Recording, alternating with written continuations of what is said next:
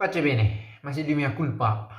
Saya masih mau melanjutkan penjelasan tentang Maria itu tetapi dari sudut pandang lain. Tentang ketidakmasuk akalan teori-teori tentang Allah. Saya akan mengambil beberapa kutipan dari bapak-bapak gereja. Tapi sebelum itu saya membuat satu video tentang renungan-renungan, bisa diikuti di channel itu. Linknya saya buat di deskripsi video ini. Oke, kemarin kita membahas tentang Maria yang senantiasa perawan. Banyak yang tak setuju. Nah, ketidaksetujuan itu membuat saya semakin yakin bahwa pada masa sekarang ini sudah semakin susah, tanpa bermaksud pesimis, untuk mengatakan satu ide mewakili pemikiran banyak orang. Apa maksudnya? Kalau saya mengatakan bahwa Katolik mengajarkan Maria itu tetap perawan, semakin banyak orang Katolik sendiri sekarang dengan lantang berkata, "Oh, aku tidak percaya itu." Bukan, saya tidak meyakini itu. Bagian itu saya tidak yakin. Saya Katolik, tapi saya tidak yakin bagian itu. Ini kontrario. Di sisi lain, kita tidak bisa juga katakan, "Oh, Protestan itu menolak Maria tetap perawan." Tunggu dulu. Karena orang-orang yang bukan Katolik tidak mau juga langsung digolongkan sebagai Protestan. Dan memang tidak pas juga, karena iman itu sifatnya personal, sangat pribadi. Kalau saya tidak percaya, ya mau bagaimana? Tapi karena situasi semacam inilah gereja hadir menawarkan pemikiran.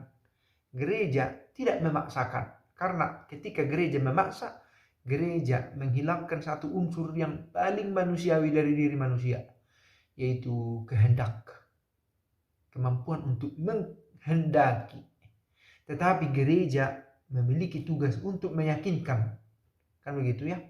Inilah ajarannya. Nah, berkaitan tentang Maria itu tetap perawan, ada yang berkata idenya selalu sama, tidak masuk akal. Memang harus tidak masuk akal supaya konsisten dengan Allah yang kita teorikan dan senantiasa susah untuk dibungkus dalam teori.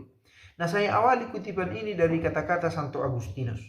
Dia menulisnya dalam sebuah khotbah, dalam sebuah buku sermon ke-52, dalam poin yang ke-16. Jika kamu bisa memahaminya, itu bukanlah Allah. Kalau kamu sudah membungkusnya, sebenarnya yang kamu bungkus itu bukan Allah. Agustinus mengatakan itu, mau mengatakan bahwa memang tidak sanggup daya rasional kita memahami dia.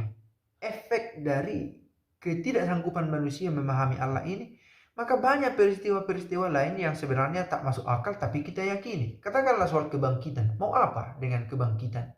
Kalau hanya dipahami dalam level pengertian semata, rasional, logis atau tidak.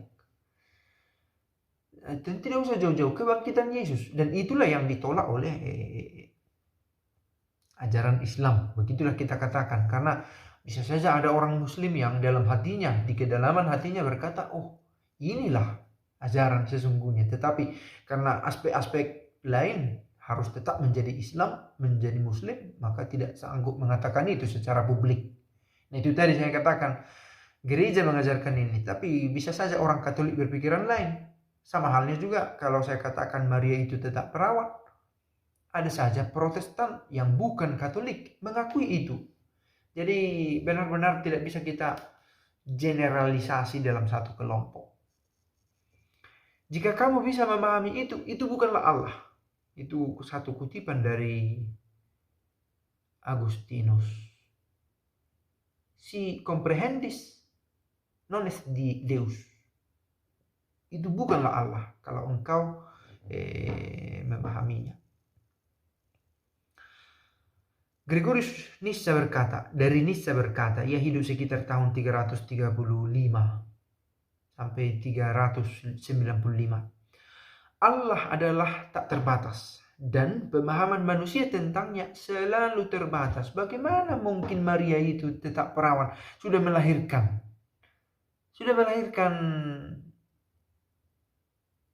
Yesus. Bahkan ia diangkat ke surga. diangkat ke kemuliaan surgawi. Bagaimana bisa? Pertanyaan sama berlaku, bagaimana bisa sabda menjadi daging dan tinggal di antara kita, mengalami sengsara, wafat dan bangkit pada hari ketiga dan naik ke surga, duduk di sebelah. Bagaimana memahami ini? Allah tidak terbatas oleh apapun yang bisa diukur atau dibatasi oleh pemikiran kita. Itu disampaikan oleh seorang kudus di abad-abad terakhir ini, mau menegaskan dari apa yang dikatakan oleh artinya satu jalan juga dengan apa yang dikatakan oleh Gregorius dari Nisa ini. Yohanes dari Kronstadt, bukan dari Bapak Gereja, tetapi dia ide yang ditawarkan itu sejalan dengan ide dari Gregorius Nisa yang sudah ada sekitar abad keempat. Saya pikir tentang ini kita tidak beda paham. Agama-agama Abrahamaik saya pikir setuju tentang ini.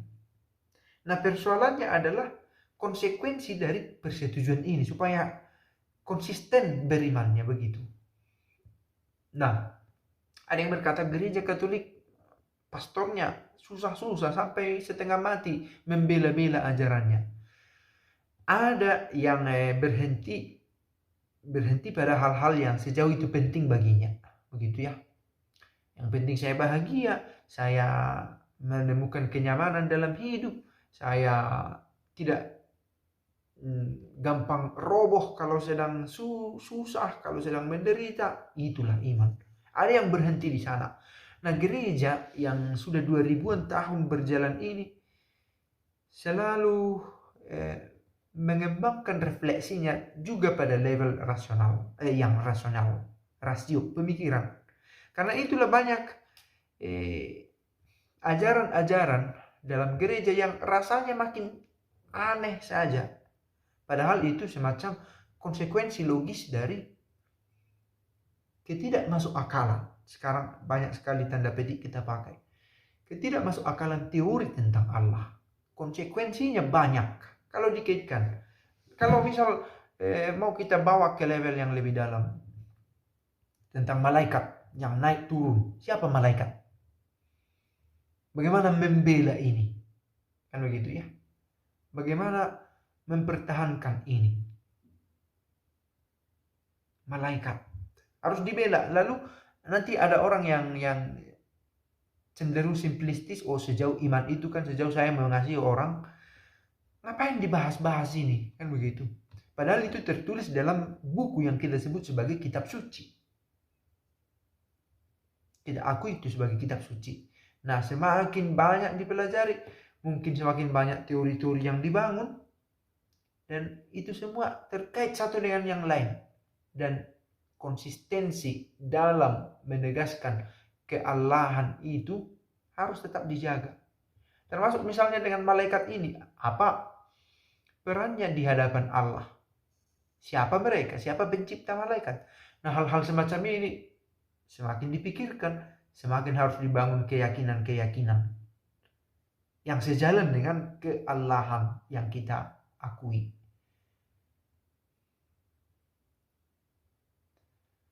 Tetapi selalu dibangun keyakinan ini seperti yang para bapak gereja katakan ini. Misalnya lagi dari Yohanes dari Sinai.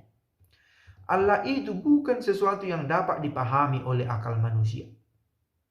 Dia ada di luar akal manusia dan melebihi pemikiran manusia. Mungkinkah Maria ini tetap perawan meskipun dia sudah menikah? Mengapa tidak? Kan begitu. Berangkat dari pemikiran Yohanes dari Sinai ini tadi. Karena dia ada di luar akal manusia. Di luar mungkin tidak konsep mungkinnya manusia. Nah, apa yang mau disampaikan ini yang penting. Apa yang mau disampaikan dengan teori-teori yang tak mungkin ini? Bahwa ada yang melampaui kehidupan ini. Dan dia bisa bertindak dimanapun, kapanpun. Dengan cara apapun. Ini yang mau kita yakinkan. Pada diri kita dan pada orang yang mau membahas tentang keallahan ini. Mungkinkah mulai ada yang mau mempertanyakan tentang teori-teori itu. Itu semua berangkat dari Allah yang tak masuk akal, yang berkuasa atas hidup kita, yang kita sendiri tak sanggup untuk membungkus dia pada nalar kita. Mudah-mudahan ide video ini terang untuk menegaskan semua hal tak mungkin yang menggelisahkan kita karena tidak sesuai dengan rasionalitas kita, itu mau menuntun kita pada keyakinan bahwa Allah bekerja melampaui apa yang bisa kita bayangkan.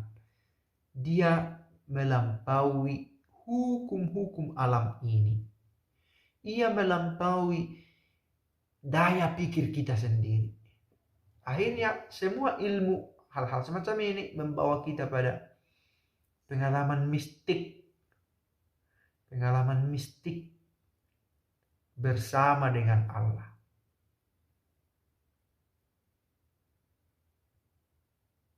Nah, kalaupun tak setuju, gereja selalu mengusulkan inilah ajarannya. Tapi kalau menjadi berhenti pada perdebatan tentang ini tanpa melihat nilai apa yang sedang diperjuangkan tentang itu, bisa berujung pada kesia-siaan. Sekian video ini, semoga berguna dan pace bene.